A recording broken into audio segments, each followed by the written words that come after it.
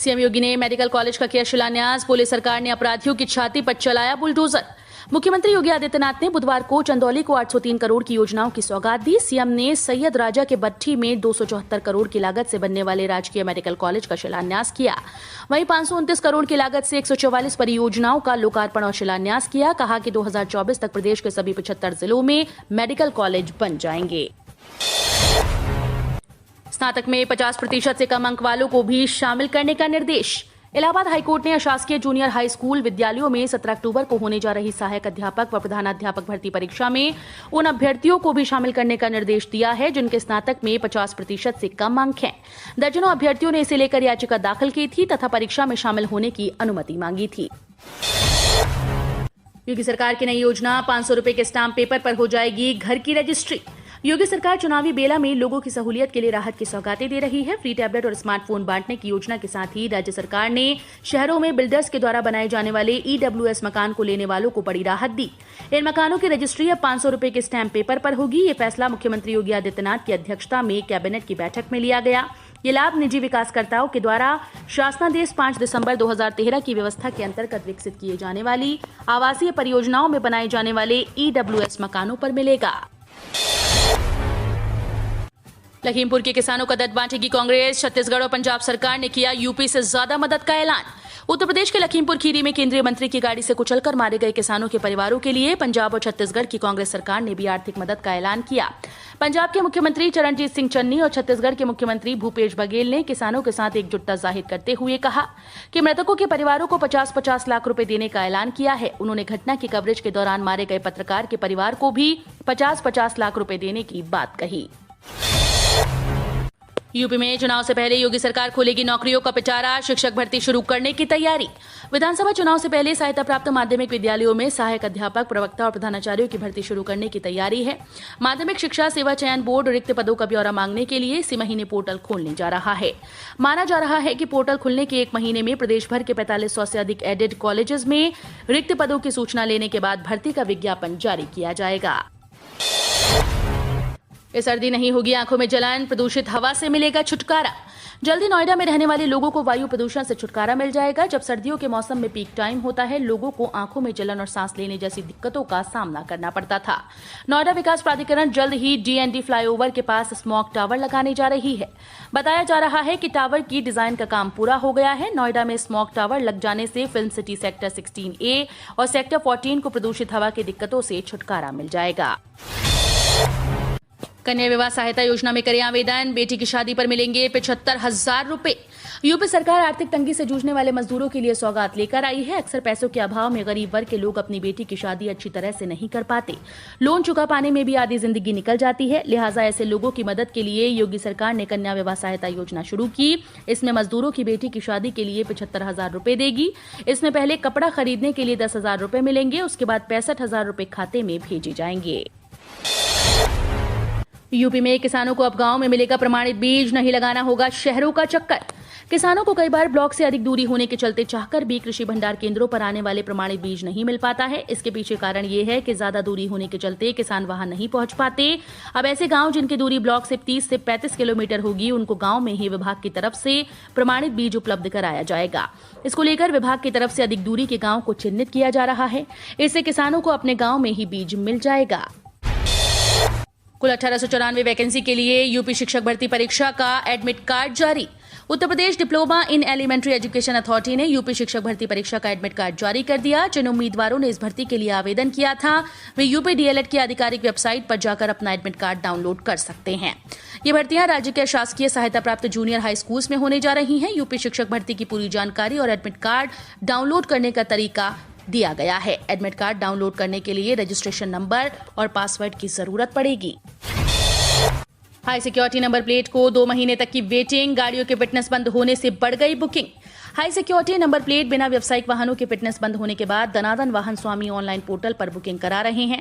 Website पर booking के दौरान 2 से 2.5 महीने की वेटिंग मिल रही है। पिछले 3 दिन में 2000 से अधिक लोगों ने व्यावसायिक वाहनों के लिए ऑनलाइन बुकिंग की। वहीं बिना हाई सिक्योरिटी नंबर प्लेट की फिटनेस बंद होने से ऐसे वाहन स्वामियों की नींद उड़ गई है। अब वो आनन फानन में डीलर्स से बुकिंग के लिए संपर्क कर रहे हैं। वहीं आगरा में अभी करीब 27,000 व्यावसायिक वाहनों पर हाई सिक्योरिटी नंबर प्लेट लगनी है। यूपीटीईटी में आज से करें आवेदन। उत्तर प्रदेश शिक्षक पात्रता परीक्षा यूपीटीईटी के लिए ऑनलाइन रजिस्ट्रेशन आज 7 अक्टूबर से शुरू होगा। रजिस्ट्रेशन की अंतिम तिथि 25 अक्टूबर और आवेदन शुल्क जमा करने की आखिरी तारीख 26 अक्टूबर है। ऑनलाइन आवेदन पूर्ण करते हुए फॉर्म का प्रिंट लेने की अंतिम तिथि 27 अक्टूबर है। आपको बता दें कि अभी तक यूपी में टीईटी प्रमाण पत्र 5 वर्ष के लिए मान्य है। हर 5 साल के बाद उम्मीदवार को दोबारा यूपीटीईटी परीक्षा पास करनी होती थी। बताते चले कि केंद्रीय शिक्षा मंत्रालय ने टीईटी को आजीवन मान्य करने के लिए आधिकारिक घोषणा की थी। अगले 24 घंटे इन जिलों में भारी बारिश की चेतावनी, ठंड को लेकर भी अलर्ट जारी। इस बार मानसून की तरह ही सर्दियों का आगाज भी देरी से होगा। मौसम वैज्ञानिकों का दावा है कि चक्रवात गुलाब और शाहीन के कारण मौसम में ये बदलाव देखने को मिल रहा है। इन बदलाव के चलते ठंड का मौसम शुरू होने में देरी हो रही है। कृषि अनुसंधान संस्थान के कृषि मौसम वैज्ञानिक डॉक्टर एन सुभाष के अनुसार इस साल मानसून ने काफी देरी से दस्तक दी थी। उसी तरह से ठंड भी अपने निर्धारित समय से करीब 15 दिन देरी से आएगी। उन्होंने बताया कि अनुमान के मुताबिक दशहरे के बाद ठंड का मौसम शुरू होने की संभावना है। सुकन्या समृद्धि से लेकर जीपीएफ की नई ब्याज दरें हो गई जारी। जाने कहां मिल रहा सबसे ज्यादा रेट। सरकार ने जनरल प्रोविडेंट फंड की नई ब्याज दर जारी की है। इसमें 1 अक्टूबर से 31 दिसंबर के बीच जीपीएफ पर 7.1% ब्याज मिलेगा। ये दरें 1 अक्टूबर से प्रभावी हो चुकी हैं। इनमें सभी तरह के भविष्य निधि खाते शामिल होंगे। इससे पहले सरकार ने लोक भविष्य निधि और राष्ट्रीय बचत प्रमाण पत्र जैसी लघु बचत योजनाओं पर 2021-22 की तीसरी तिमाही के लिए ब्याज दर में कोई बदलाव नहीं किया था। कोविड-19 महामारी और महंगाई दर में वृद्धि के बीच ये फैसला लिया गया। आईआईटी के वैज्ञानिक का दावा, कोरोना संक्रमण अब पेंडेमिक से एंडेमिक की ओर। पूरी दुनिया में कहर बरपाने वाला खतरनाक कोरोना पेंडेमिक से एंडेमिक स्टेज पर आ गया है। अब ये वैश्विक महामारी नहीं रहेगी, जल्दी सामान्य फ्लू की तरह हो जाएगी। इससे लोगों को संक्रमण तो होगा, लेकिन वो सामान्य रहेगा और इलाज के बाद ठीक हो जाएगा। गणितीय मॉडल से संक्रमण का लगातार आकलन कर आगाह करने वाले आईआईटी कानपुर के वरिष्ठ वैज्ञानिक पद्मश्री प्रोफेसर मणींद्र अग्रवाल ने ये दावा किया है। इटावा में शिवपाल यादव बोले, मैंने तो पांडव की तरह 5 गांव मांगे थे, लेकिन अब युद्ध होगा। प्रसपा प्रमुख शिवपाल सिंह यादव ने सपा का नाम लिए बगैर विधानसभा चुनाव को लेकर युद्ध की बात कर डाली। एक मॉल का शुभारंभ करने इटावा पहुंचे शिवपाल सिंह यादव ने कार्यकर्ताओं को मंच से संबोधित करते हुए कहा कि इंतजार करते करते थक गया हूं, अब तो युद्ध ही होना है, इसलिए हम निकल पड़े हैं। शिवपाल ने बताया कि 12 अक्टूबर को मथुरा श्री कृष्ण की कर्मभूमि से रथ यात्रा लेकर निकलेंगे।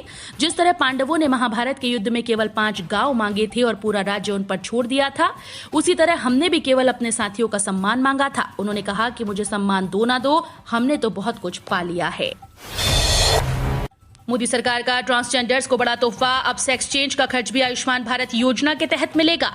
प्रधानमंत्री आयुष्मान भारत योजना में नए नियमों को जोड़ा गया है। अब इसके तहत ट्रांसजेंडर्स को मेडिकल कवर के अलावा सेक्स चेंज ऑपरेशन के लिए भी इस्तेमाल किया जा सकता है। पीएम मोदी अक्सर अपने भाषणों में इस योजना का जिक्र करते हैं। इस योजना को पीएम जन आरोग्य योजना नाम से जाना जाता है। प्रधानमंत्री आयुष्मान भारत योजना के तहत कार्ड धारकों को हर साल सभी निजी और सरकारी अस्पतालों में इलाज के लिए 5 लाख रुपए तक का बीमा दिए जाने का प्रावधान है। शाहजहांपुर में गरजे अखिलेश यादव, बोले योगी सरकार को हटाना बहुत जरूरी, किसानों पर हो रहा जुल्म। समाजवादी पार्टी के अध्यक्ष और पूर्व मुख्यमंत्री अखिलेश यादव ने बुधवार को शाहजहांपुर से योगी सरकार पर जमकर हमला बोला। गुरुद्वारे के मंच से अखिलेश यादव ने कहा कि उत्तर प्रदेश की सरकार को हटाना बेहद जरूरी है, क्योंकि कानून व्यवस्था नाम की कोई चीज नहीं रह गई। किसानों पर जुल्म ढाए जा रहे हैं। गृह राज्य मंत्री का बेटा किसानों पर कार्ड चढ़ाकर मार डालता है और उसे अभी तक गिरफ्तार नहीं किया गया। रेलवे के 11 लाख कर्मचारियों को त्योहारी तोहफा, 78 दिन का बोनस देगी मोदी सरकार। भारतीय रेलवे के नॉन गजेटेड कर्मियों को केंद्र की नरेंद्र मोदी सरकार ने त्योहारी तोहफा दिया है। केंद्र सरकार की कैबिनेट बैठक में ऐसे कर्मचारियों को 78 दिन का बोनस दिया जाएगा।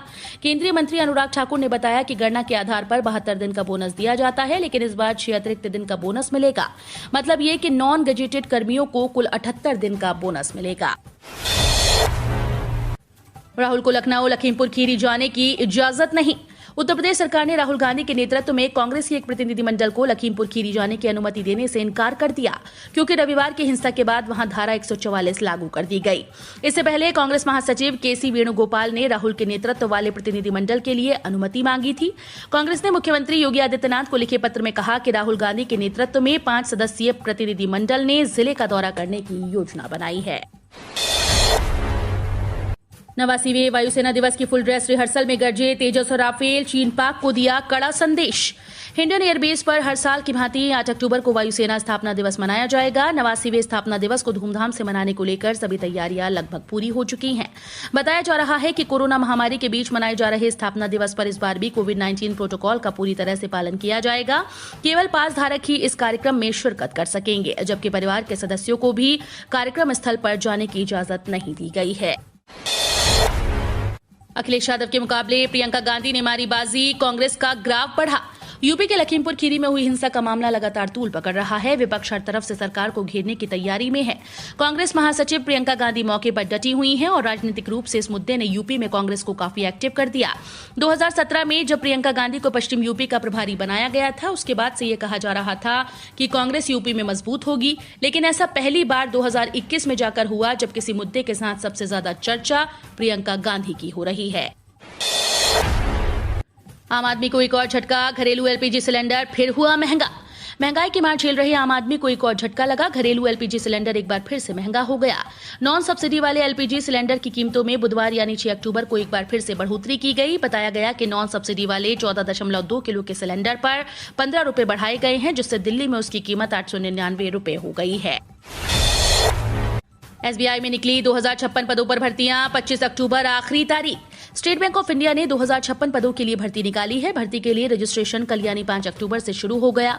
बता दें कि फॉर्म भरने की आखिरी तारीख 25 अक्टूबर है। परीक्षा के लिए ऑफिशियल नोटिफिकेशन जारी कर दिया गया है, जिसमें लिखा गया है कि योग्य उम्मीदवारों को भर्ती के लिए ऑनलाइन रजिस्ट्रेशन करना जरूरी है।